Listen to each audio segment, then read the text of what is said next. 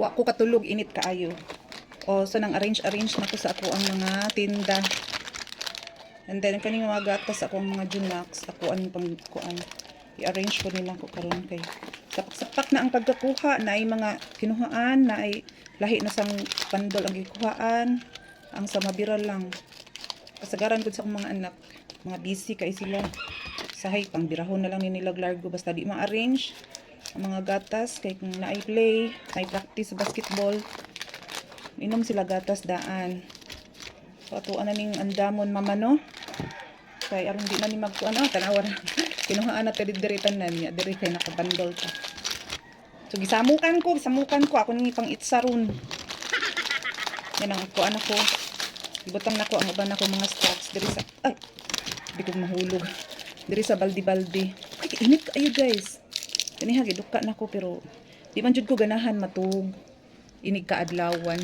So kadto katong nagtrabaho ko, amurag naanad na sad siguro ko nga katong nagtrabaho pa ko, di jud ta katulog no mga break time alas 2, alas 3 di man jud ta katulog ug magtrabaho ta. So di po tulugan pud nimo sus di jud mahuman pud trabaho eh. Napay daghang buhaton nun, napay daghang mga hugason, may limpihon, napay garden.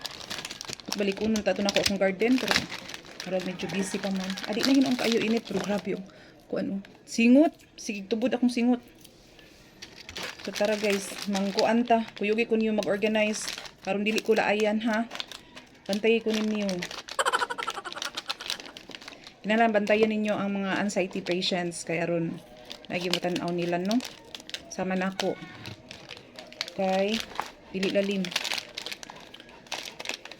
Pero karon makuha naman ko may biya-biyaan ako gamay. Then last Saturday, Sunday, katong nagkuha kong statement of account sa Metro. Kuyog yun ko ako ang bana, or it's either akong anak, ang kuyog. Pero last Sunday, kay para dili mi makabayad og parking sa motor, akong gibilin akong bana sa ubos, din ako ra may naglaroy-laroy dito sa ibabaw, nagpalit kong seedling, then nagkuha ko sa akong mga statement of account. Mauto, then gigamit lang ako ang hagdan.